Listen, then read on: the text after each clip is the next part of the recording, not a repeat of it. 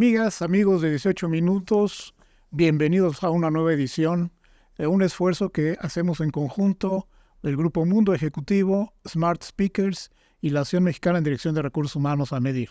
Qué gusto nos da saludarlos y en esta oportunidad, ahora que estamos todos inmersos en el mundo de los datos, vamos a hablar de datos precisamente.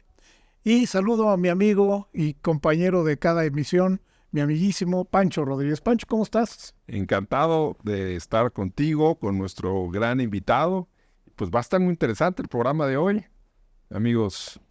Así es, no se lo pueden perder porque de verdad vamos a hablar de datos con el experto, el especialista en datos precisamente. Déjenme presentarles al doctor Luis Estrada. Luis es doctor en Ciencia Política por la Universidad de California en San Diego, fundador y actual director general de SPIN, un taller de comunicación política que fundó en el año 2010 y se dedica fundamentalmente a diseñar e implementar estrategias de comunicación política, campañas electorales, con un gran equipo multidisciplinario. El doctor Estrada es profesor del ITAM, ha sido profesor de Ciencia Política, ha estado también como director de evaluación de riesgos en la Oficina de la Presidencia, es actualmente, como decía, un profesor del propio ITAM, siendo también profesor de Ciencia Política en la Benemérita Universidad Autónoma de Puebla, en la Universidad Iberoamericana, Centro de Investigación y Docencia Económicas, el CIDE. Ha publicado diversos artículos sobre opinión pública, es además conferencista, es analista y participa en diversos medios de radio y televisión. Bienvenido, Luis, qué gusto tenerte por aquí, gracias. Al contrario, gracias por la invitación, Mauricio Pancho, con mucho gusto. Pues mira, mi estimado Luis, yo quisiera empezar por el principio. Bien. Eres autor del libro El Imperio de los Otros Datos. Platícanos un poco, ¿cómo nació y qué encontramos en el libro? Desde el inicio de las conferencias del presidente López Obrador, que había dicho que iba a hacer conferencias de prensa diarias, y al encontrar que no hay nadie en la historia que haya hecho conferencias diarias de prensa, es una herramienta muy poderosa de comunicación y por tanto muy difícil de manejar, decidimos tratar de ver de qué se trataban y qué es lo que pasaba ahí. Y como las iba a repetir por tanto tiempo y todo estaba relativamente controlado, empezamos a medir muy pronto qué es lo que estaba pasando, a quién le contestaba, dónde se sentaban los que les preguntaban, cuáles eran los temas en los que hablaba, a quiénes invitaba, a quiénes no invitaba, en fin, todo lo que sucede en la conferencia de prensa y especialmente lo que dice el presidente y cómo lo dice. Y en la medida en la que esta base de datos, que además está basado en las propias palabras del presidente y toda la información es pública, porque son los videos de las conferencias y son las versiones estenográficas de las propias conferencias, pues lo único que nosotros hicimos fue recopilar, ordenarlo, sistematizarlo y exponerlo y dar una nueva visión o una nueva interpretación mucho más clara, con datos, de las propias palabras del presidente y lo que sucede en las conferencias sobre lo que realmente está dentro de lo que pasa en la conferencia, que es no solo yo te diría el acto de comunicación más importante del gobierno, sino yo te diría el acto de gobierno más importante en lo que hemos vivido en estos más de 5 años de gobierno del presidente López Obrador.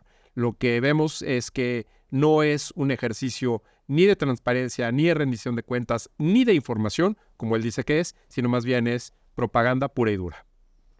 Luis, ¿y qué influencia han tenido en el acontecer político estas conferencias de prensa de todos los días? Pues mira, es una pregunta importante porque la derivación directa de ello es siempre preguntar, bueno, pero ¿están funcionando porque la aprobación del presidente es alta? Bueno, por partes. La primera es, no hay ningún estudio que demuestre una relación directa, causal, entre aprobación y conferencias, o en este caso entre conferencias y aprobación.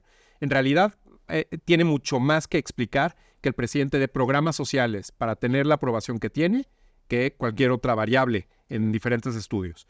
Segundo, lo que sí pasa es que si el presidente López Obrador, que no sale de Palacio Nacional, que en la agenda pública, la mayoría de los días, la única actividad que tiene es la conferencia de prensa, bueno, pues relativamente es lo único que sucede alrededor de la vida diaria del gobierno desde el punto de vista del presidente.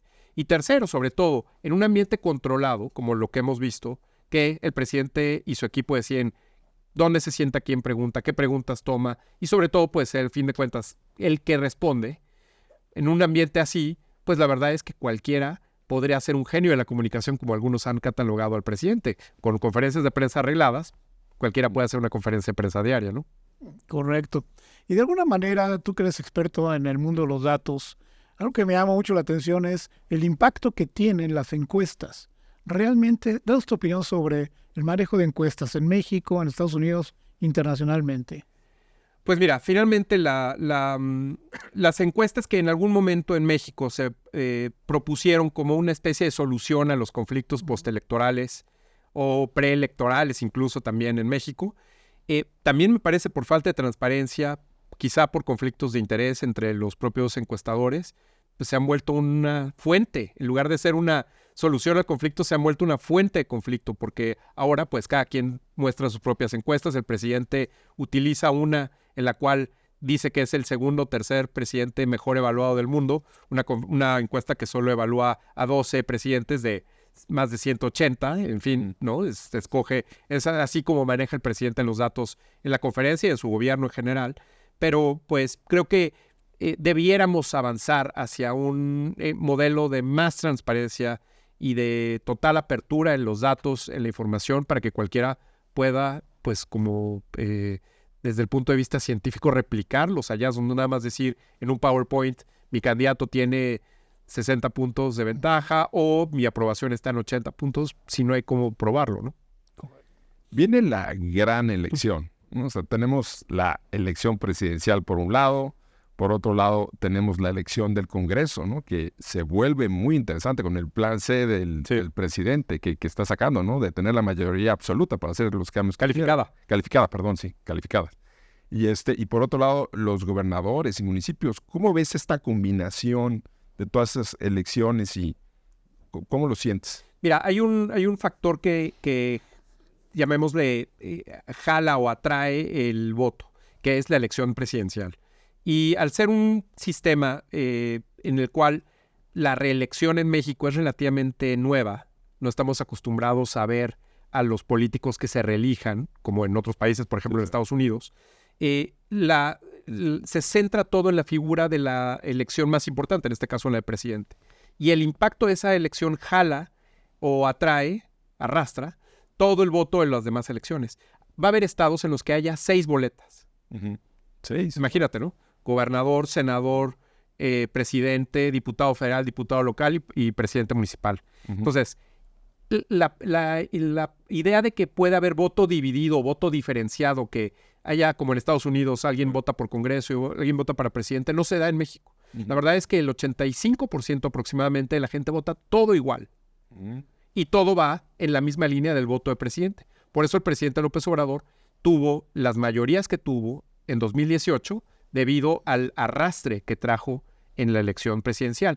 Y lo que hemos visto es que algunos han mencionado recientemente que, aunque se pierda la elección presidencial, pueden salvar las mayorías en el Congreso, y la verdad es que esto no es así.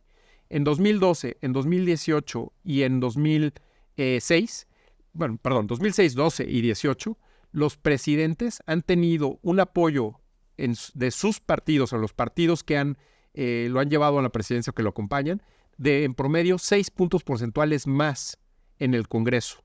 Es decir, la gente no vota diferenciado, al contrario, le da un apoyo extra por la fórmula que se da, en fin, por diferentes razones. Pero estamos hablando de 6% más en el Congreso. Entonces, si estamos viendo que hay 2 bloques que van a tener a lo mejor un poco de un tercer candidato, pero que estén entre 60-40, 55-45, en fin, tendremos que sumarle 6 puntos porcentuales más a quien gane. Y lo interesante de todo esto es que quien está hablando de plan C y de reformas constitucionales por mayorías calificadas solamente es el presidente López Obrador y Morena y su partido. Cuando debiéramos pensar que si la oposición quiere ganar o busca ganar, pues también ganaría por un escenario de 55-45 o algo así, y que tendrían ellos también que estar hablando de un plan de reformas constitucionales, porque va a pasar este apoyo a final de cuentas, pero pues solamente vemos al presidente hablando de reformas constitucionales para el próximo año. Y de algún modo tocas, Luis, coalición, de alguna forma, que se vayan uniendo algunos partidos.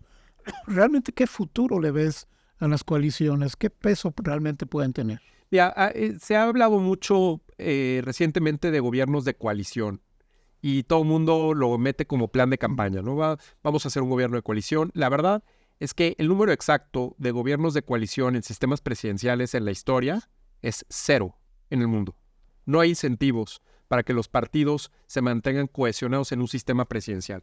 En un sistema parlamentario, donde se necesita la coalición de los partidos para generar gobierno, si no, no hay un primer ministro electo, por todos los nombrado ahí, seleccionado, no hay gobierno. Aquí el presidente obtiene su legitimidad de las mayorías, pero también el Congreso. Y las agendas pues son muy diferentes. Cuando hemos visto experimentos en los cuales los presidentes invitan a funcionarios de otros partidos de la coalición a formar parte de su gabinete, lo hemos visto aquí en México, no ha funcionado, al contrario, han salido muy mal parados tanto el presidente como los partidos que han tratado de buscarlo. Entonces creo que es complicado generar los incentivos dentro de un sistema presidencial, no se dan, pero pues suena bien electoralmente. Ahora, pues la coalición que vote en bloque, ahorita lo estamos viendo porque todos van en contra de un partido hegemónico, mayoritario, que es Morena. Pero en el momento en el que Morena baje, pues vamos a ver quiénes son los partidos que compiten y evidentemente, por ejemplo, el PAN y el PRI, pues ambos van a tratar de demostrar que ellos por sí solos pueden vencer a Morena, no van a necesitar al otro partido, ¿no? Cambiando de tema, ya se acerca la elección en Estados Unidos. Sí. ¿Cómo impacta esta elección en México? Pues mira, finalmente con un candidato como Donald Trump, que utiliza los problemas de enemigos como todos los populistas, enemigos reales o imaginarios, en este caso la migración y sobre todo una especie de amenaza que tenga gente de fuera para los empleos en Estados Unidos, de ciertos estados que son definitorios en la consecución de la mayoría para obtener la presidencia en Estados Unidos. México es el candidato ideal para hablar de todos estos temas que van a ser lo mismo que dijo el presidente Donald Trump de campaña en 2016, lo va a replicar porque podríamos incluso ver que lo que él intentó hacer no se cumplió a cabalidad. Eso no significa que la historia o los argumentos o lo que él trata de demostrar haya quedado resuelto, al contrario.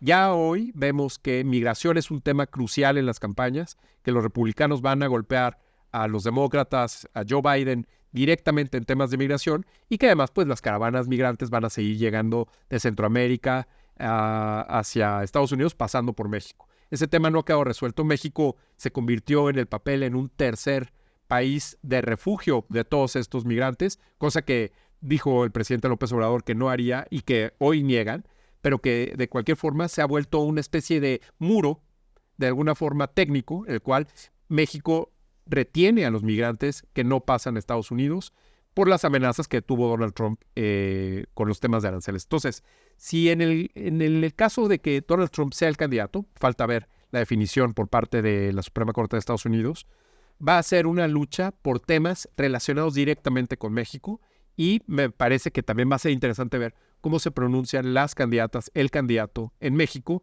respecto a lo que discutan en Estados Unidos sobre México. ¿Y realmente le ves posibilidades al señor Trump librando el tema de la Suprema Corte, etcétera? Pues mira, hay una percepción respecto a la mayoría que se obtiene en las internas de los republicanos. Donald Trump arrasa con el 50%, pero si tomamos en cuenta que es un presidente que está buscando una reelección, aunque no sea consecutiva, pues 50% no es tampoco tan alto. Estamos hablando de que la mitad de los republicanos no están convencidos al 100% con él. Ya veremos si es que es la única opción que tienen, si ceden y entonces votan por él en contra de los demócratas. Pero si hoy vemos que Donald Trump no tiene el arrastre, los candidatos los presidentes que buscan la reelección ni siquiera tienen competencia. Tendrían más del 90% para elegirse. Así pasó con Joe Biden ahorita en las internas de los estados en Estados Unidos. Entonces, yo creo que hay cierta parte inconforme de los republicanos que en el mejor de los casos no irían a votar el día de la elección. Y eso, pues, en proporción, beneficiaría directamente a los demócratas. Evidentemente, falta ver qué dice la Suprema Corte, pero ya Donald Trump me parece que no es un candidato tan competitivo como lo fue en 2016. ¿Y qué tantas posibilidades hay de que le impidan vía legalmente a Trump de que participe en las elecciones? Pues mira, sí hay un debate y por eso lo va a resolver la Suprema Corte. Los estados son independientes respecto de quiénes compiten, cómo y en qué calidad dentro de los estados. Y por eso algunos ya están definiendo que no van a dejar que participe Donald Trump. Pero es ahí donde la Suprema Corte va a definir si pueden o no tener esa capacidad y si de plano, de acuerdo con la Constitución de Estados Unidos, no puede participar en ninguno. Me parece que será un poco exagerado. La Suprema Corte siempre es conservadora, va a dejar que compita, pero a lo mejor algunos estados no van a dejar que lo hagan. Pues mi estimado Luis, estamos llegando ya casi al final de nuestro programa. Muy rápido. Muy rápido, la verdad sí, son 18 minutos rapidísimos. Pero no quisiera que nos despidiéramos sin antes preguntarte, ¿cómo ves el fin de año para México? Mira, México tiene una ventaja que también puede ser su desventaja y es estar muy cerca de Estados Unidos. Y eso me parece que de alguna forma matiza cualquier situación de crisis que podamos tener en cambios de gobierno. Hemos aprendido a lo largo del tiempo en situaciones difíciles y creo que esta no debe ser la excepción. México tiene instituciones que han resistido con todo y todo y eso me parece que es algo favorable y lo vamos a poder experimentar en este año. Pues ahí está, amigas, amigos, los comentarios del doctor Luis Estrada, valiosísimos, y los invito a leer el libro El Imperio de los Otros Datos, con el cual ha hecho una recopilación, como bien ya nos decía al principio, de mucho de la información que día a día se nos comparte en las conferencias matutinas de la presidencia. Pancho, nos retiramos. Pues encantados, amigos. Les comento, si les gusta el programa, por favor, compártanlo. Y pues muchas gracias, Luis. Muchas gracias, Mauricio. Gracias. Y denos like ahí en YouTube. Ahí los esperamos. Gracias, doctor Luis Estrada. Gracias a ustedes. Y hasta la próxima. Este 2024, todos tenemos propósitos y metas que cumplir. Planéalos mientras viajas de la forma más cómoda y segura. Nosotros te apoyamos ahorrando. Esta semana estrella del 24 al 31 de enero, obtén desde un 15 y hasta un 40% de descuento. Más meses sin intereses. Al comprar tus boletos en nuestra página web, futura.com.mx, o llamando al 55 44 40 31 06 y chatbot. Planea, realiza y disfruta a bordo de los autobuses más cómodos, modernos y seguros. Que la cuesta no te cueste con los increíbles descuentos de la Semana Estrella. Del 24 al 31 de enero. Futura, uniendo México.